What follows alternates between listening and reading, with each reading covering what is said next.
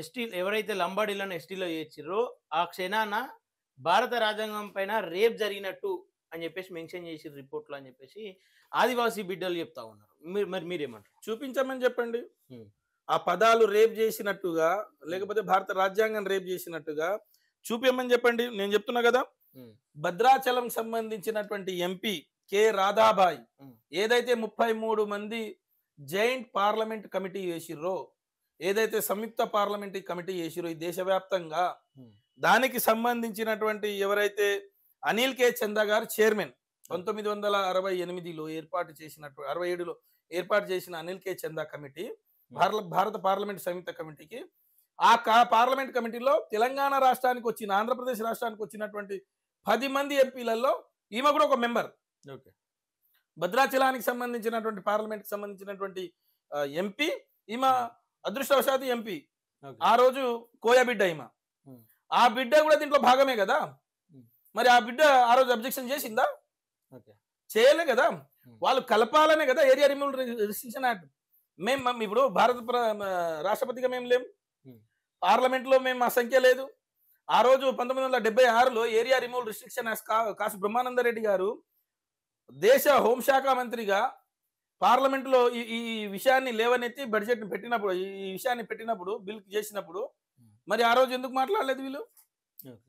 దీంట్లో ఎవ్వరు కాదు, ఒక్కరే ఒకరు ఆలోచించండి, వీళ్ళకి డెవలప్ చేయమని చెప్పింది తప్ప ఈ 11 మంది 10 మందిలో దీని తర్వాత ఎవ్వరు కలపకూడదని కానీ, వీళ్ళు ఎస్టీలు కాదని కానీ చెప్పలే.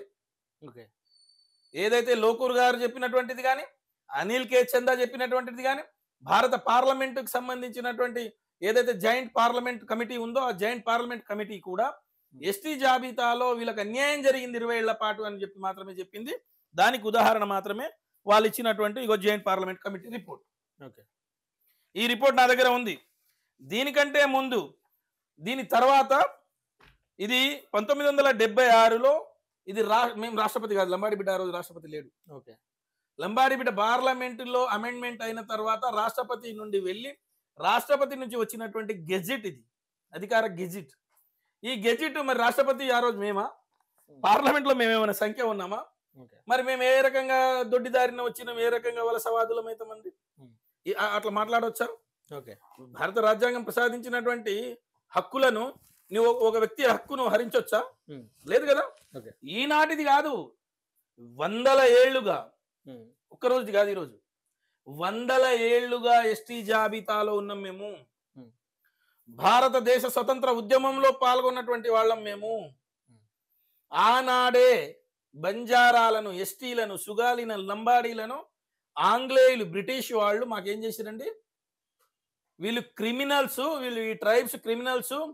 భారతదేశ బలగాలకు వీళ్ళు ఆయుధ సంపత్తి ఇస్తున్నారు, అన్నం పెడుతున్నారు, ఆహారం అందిస్తున్నారు, వీళ్ళను రోడ్డు మార్గం చూపిస్తున్నారు, అటవీ మార్గం కూడా చూపిస్తున్నారు మా పైన దాడి చేయడానికి అని చెప్పేసి ఏం చేసారు వాళ్ళు?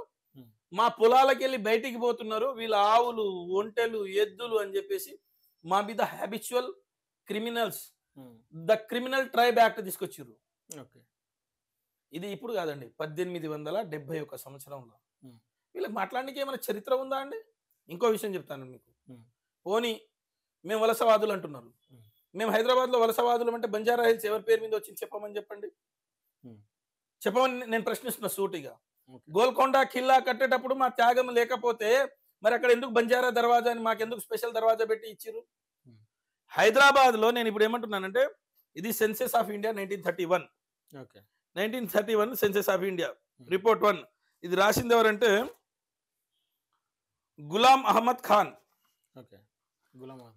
ఇది నేను అడిగేది కాదు, ఈ సెన్సెస్ మీరు ఎక్కడైనా కూడా ఓపెన్ సోర్స్, ఇది ఎక్కడి నుంచి మీరైనా తీసుకోవచ్చు. ఇది ఎప్పుడు? 1931. ఇది ఎప్పుడు అండి? 1921 సెన్సెస్ ఆఫ్ హైదరాబాద్ స్టేట్. ఇది హైదరాబాద్ స్టేట్, ప్రత్యేకంగా హైదరాబాద్ స్టేట్. ఇది ఎప్పుడండి ఈ వాల్యూమ్? 1913, 1910లో. ఇట్లా ప్రతి దాంట్లో హైదరాబాద్ స్టేట్లో స్వతంత్ర హైదరాబాద్ అంటే దేశంగా పరిగణించిన హైదరాబాద్ స్టేట్లో మేమేమున్నాం? లంబాడీలు, బంజారాలు, సుగాలీలు ఏమున్నారండి? ఎస్టీ జాబితాలో ఉన్నారు.